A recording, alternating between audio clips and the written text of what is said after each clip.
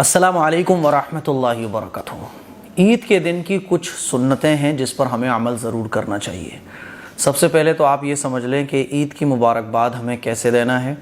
تو اسکرین پر یہ جو دعا آپ دیکھ رہے ہیں نا، تقبل اللہ منا و منک، یہ آپ اس طرح سے بھی کہہ سکتے ہیں، تقبل اللہ منا و منکم صالح الاعمال۔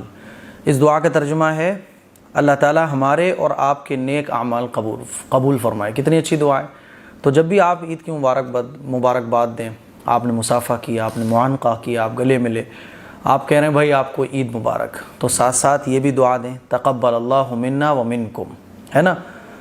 کیونکہ حدیث سے پتہ چلتا ہے کہ ایک صحابی نے عید کے دن نبی کریم صلی اللہ علیہ وسلم سے ملاقات کی تو حضور نے فرمایا تقبل اللہ منا و منکم، یہ صحابی نے کہا تو حضور علیہ الصلوۃ والسلام نے ارشاد فرمایا تقبل اللہ منا و منکم، کہ ہاں ضرور، بالکل، اللہ تعالیٰ تمہارے اور ہمارے نیک اعمال قبول فرمائے۔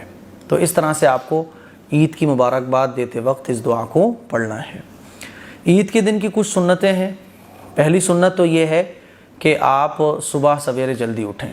ہوتا کیا ہے کہ عید کے دن ہی ہم فجر کی نماز چھوڑ دیتے ہیں، تو فجر کی نماز نہیں چھوڑنی آپ کو، فجر کی نماز سے پہلے ہی اٹھ جائیں، غسل کریں، فجر کی نماز پڑھنے جائیں۔ اور اگر فجر کی نماز سے پہلے غسل نہ کر پائیں تو کوئی بات نہیں ہے، فجر کی نماز پڑھ کے آنے کے بعد غسل کر لیں۔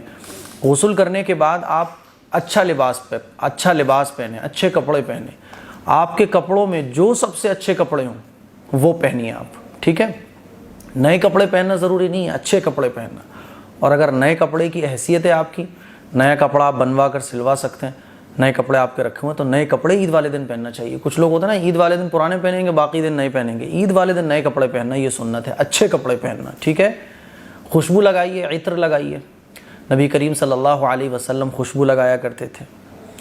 اور عید کی نماز پڑھنے جانے سے پہلے کچھ میٹھا کھائیے۔ نبی کریم صلی اللہ علیہ وسلم کی حدیث سے ہمیں پتہ چلتا ہے کہ حضور کھجور کھاتے تھے، طاق کھجوریں کھانا، جیسے کہ 1، 3، 5، 7، تو بہتر یہ ہے کہ آپ 3-4 کھجوریں کھا لیجئے۔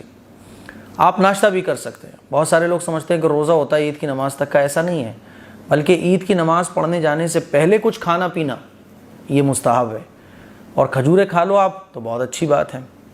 یعنی ہمارا عمل حضور کے قریب ہو جائے، حضور کے طریقے کے مطابق ہو جائے، جیسے حضور فرماتے تھے ویسا ہم کریں، اس کو کہا جاتا ہے حضور کی سنتیں، حضور کے طریقے پر عمل کرنا، ٹھیک ہے۔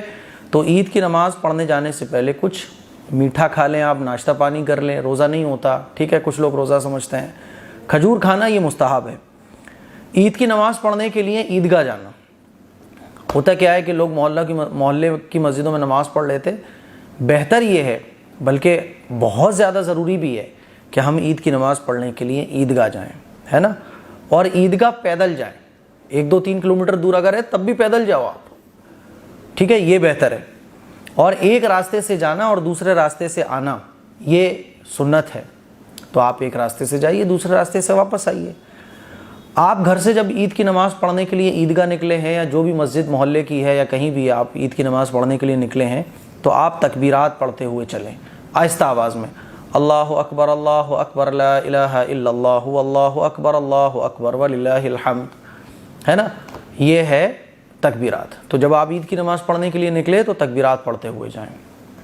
اپنے بچوں کو بھی عیدگاہ لے کر جائیں۔ عیدگاہ نہیں جا رہے تو جس مسجد میں بھی آپ نماز پڑھنے جا رہے ہیں، یہ عید کے دن کی کچھ سنتیں تھیں جو میں نے آپ لوگوں کی خدمت میں پیش کی۔ اس کے علاوہ جتنے بھی کام لوگ بتاتے ہیں کہ یہ وظیفہ یہ وہ، ان چیزوں سے ہمیں بچنا ہے۔ یہ آسان سا مسنون طریقہ ہے عید کے دن کا جو آپ لوگوں کے سامنے میں نے رکھا ہے۔ دعاؤں کی گزارش ہے، اس کلپ کو شیئر کریں۔ السلام علیکم ورحمۃ اللہ وبرکاتہ۔